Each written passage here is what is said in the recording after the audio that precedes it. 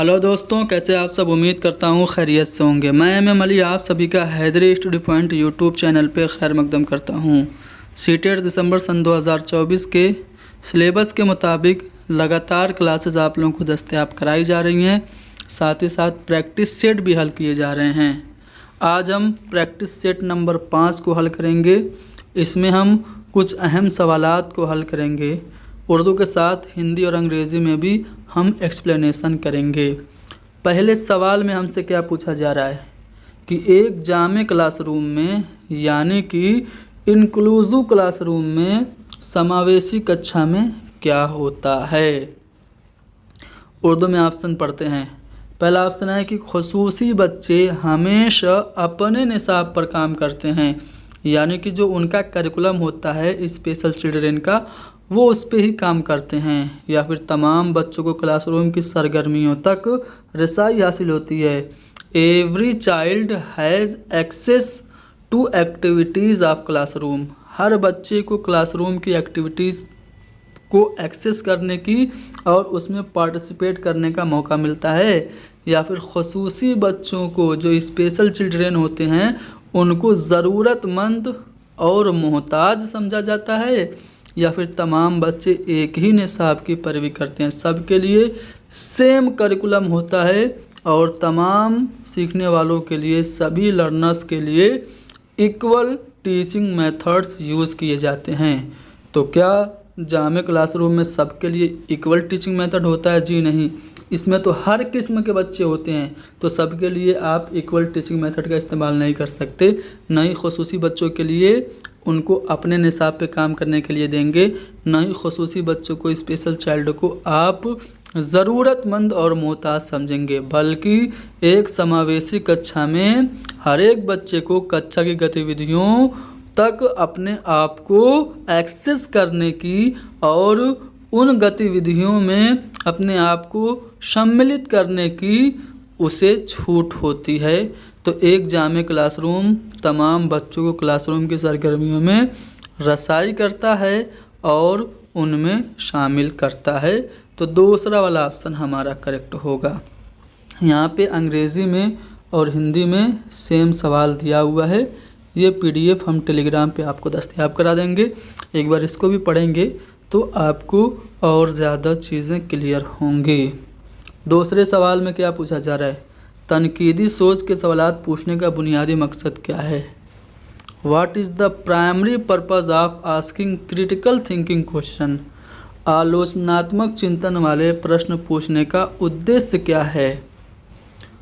Option देखते हैं। पहला है तालिबे इल्मों को तरीक़ेकार के इल्म को फ़रोग़ देने के काबिल बनाना, या फिर तलबा के इल्म और समझ बूझ का अंदाज़ा लगाना, या फिर आला सतही सोच और मसला हल करने की महारत को फ़रोग़ देना, या फिर तलबा को मालूमात हिफ्ज़ करने की तरगीब देना। देखिए, क्रिटिकल थिंकिंग के जो क्वेश्चंस होते हैं उनका मकसद होता है कि जो आला सतही सोच होती है बच्चों की, जो हाई थिंकिंग जो होती है बच्चों की, वो बढ़ाना और प्रॉब्लम सॉल्विंग की एबिलिटी बढ़ाना। यानी कि the primary purpose of asking critical question is to promote higher level thinking and problem solving skills. यानी कि छात्रों की उच्च स्तरीय और समस्या समाधान कौशल को बढ़ाना, ये आलोचनात्मक चिंतन वाले प्रश्न पूछने का मकसद है। यानी कि हमारा तीसरा वाला ऑप्शन करेक्ट होगा। आला सतही सोच और मसला हल करने की महारत को फ़रोग़ देना तनकीदी सोच वाले सवालात पूछने का मकसद हो गया। समाजी तामीराती माहिरीन के मुताबिक सीखने के अमल में मुंदरजा झेल में से कौन सा नज़रिया सही है? कौन सा नज़रिया सही है सीखने के अमल के बारे में? यानी कि प्रोसेस ऑफ लर्निंग से रिलेटेड जो सोशियो कंस्ट्रक्टिविस्ट जो थ्योरी है उसका क्या मानना है? सामाजिक रचनावादियों के अनुसार अधिगम की प्रक्रिया के बारे में कौन सा कथन सही है? क्या सीखना एक इनफरादी अमल है जो तन्हाई में होता है, इंडिविजुअल प्रोसेस है, या फिर सीखना सिर्फ क्लासरूम या फिर रस्मी तालीम में होता है, सिर्फ क्लासरूम में और फॉर्मल एजुकेशन में सीखना होता है, या फिर सीखना एक गैर फ़आल है, इनएक्टिव प्रोसेस है जो सिर्फ देखने से मुशाहदे के ज़रिए होता है, या फिर सीखना इल्म की तश्कील है और एक समाजी अमल है। तो जी हाँ दोस्तों, सीखना इल्म की तश्कील है। समाजी तामीराती माहिरीन के मुताबिक जो लर्निंग है ये क्या है, ये नॉलेज को कंस्ट्रक्ट करना है, मीनिंग मेकिंग को, social process of meaning making को सोशियो कंस्ट्रक्टिविस्ट जो हैं वो प्रोसेस ऑफ लर्निंग कहते हैं learning is a social process of meaning making, यानी अर्थ निर्माण की एक सामाजिक प्रक्रिया है। तो यहाँ पे हमारा जो चौथा वाला ऑप्शन होगा वो करेक्ट होगा कि सीखना इल्म की तश्कील का एक समाजी अमल है। बच्चे अपने साबिका मालूमात की बुनियाद पे इल्म की तश्कील करते हैं। मैं तीनों ज़बानों के सवालात इसलिए दिखा देता हूँ ताकि आप कंसेप्ट अगर समझे रहेंगे तो ये सवाल सिर्फ उर्दू में नहीं, आपको हिंदी और अंग्रेज़ी में भी हेल्पफुल होंगे। चलिए, दावा और दलील है कि मुअस्सिर आमोज़िश के लिए असातिज़ा को क्लासरूम्स में बच्चों को जज्बाती मदद फराहम करनी चाहिए, इमोशनल हेल्प बच्चों को देनी चाहिए। दलील यह है कि जज्बात और इदराक पेचीदा तरीक़ों से कम्प्लेक्सली एक दूसरे से जुड़े होते हैं। तो दावा और दलील दोनों आपने पढ़ लिया। दावा में क्या है कि teacher should provide emotional support to the children in the classroom to ensure effective learning, यानी मुअस्सिर आमोज़िश के लिए टीचर को क्या करना चाहिए, इमोशनल सपोर्ट करना चाहिए। दावा में ये बात कही गई जो कि बिल्कुल सही है। इमोशनल एंड कॉग्निशन, यानी कि जो बच्चों के जज्बात हैं और जो बच्चों की इदराक है, संज्ञान है, वो एक दूसरे से कम्प्लेक्स वे से जुड़ी हुई है, जटिल रूप से जुड़ी हुई है। तो ये बात भी सही है, यानी कि दावा और दलील दोनों सही हैं।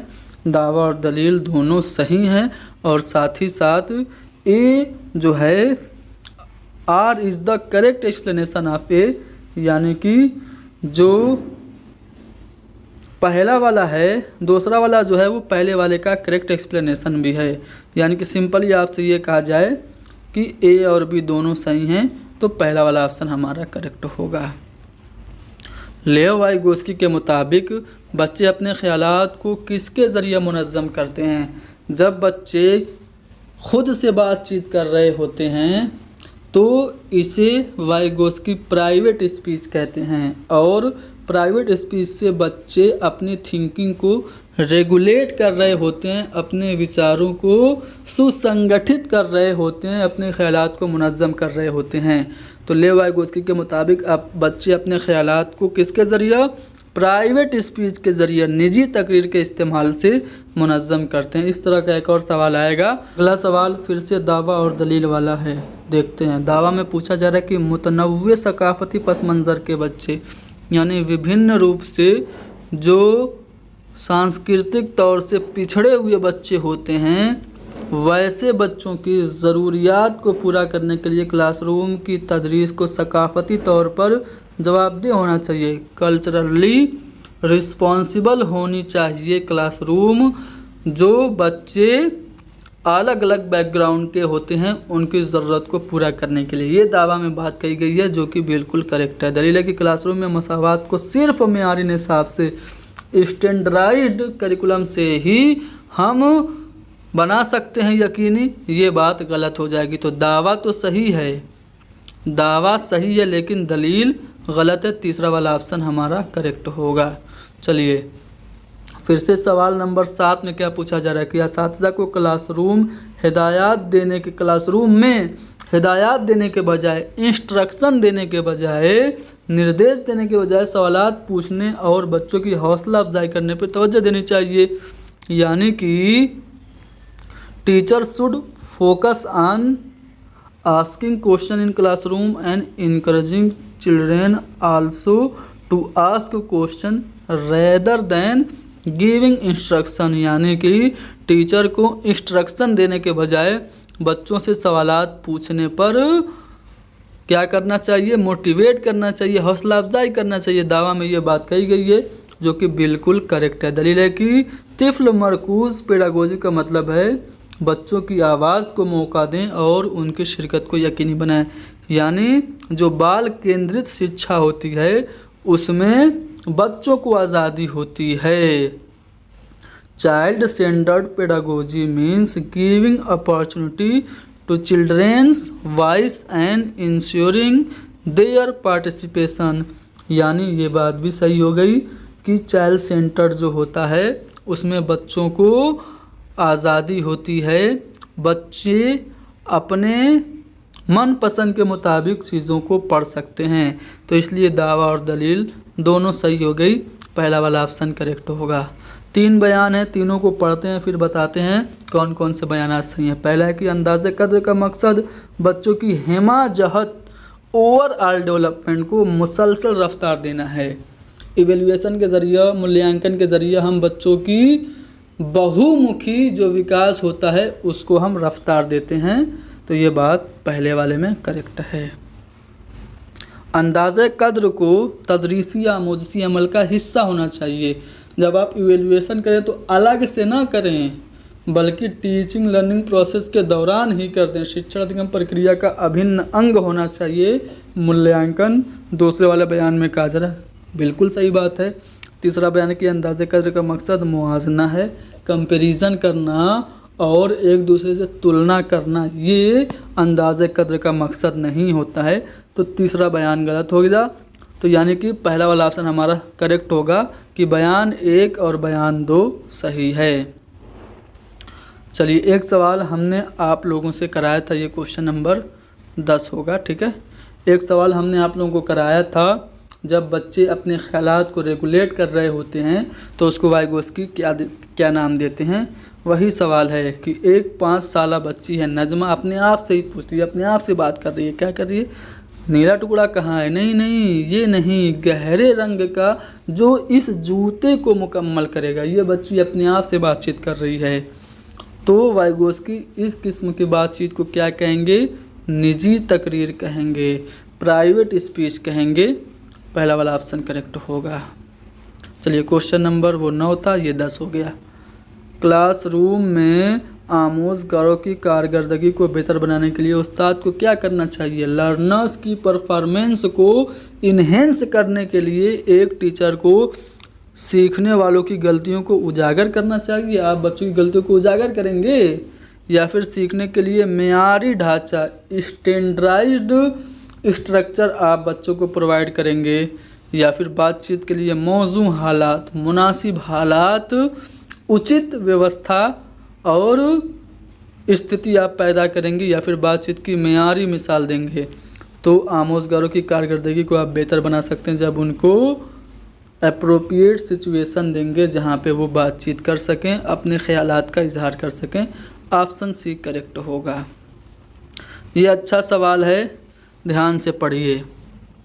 क्या कहा जा रहा है कि झारखंड के एक गांव में रहने वाली एक बच्ची है, अपनी मादरी ज़बान और हिंदी जानती है, ठीक है, और उसके घर और पड़ोस में बोली जाती है, यानी हिंदी उसके घर और पड़ोस में बोली जाती है।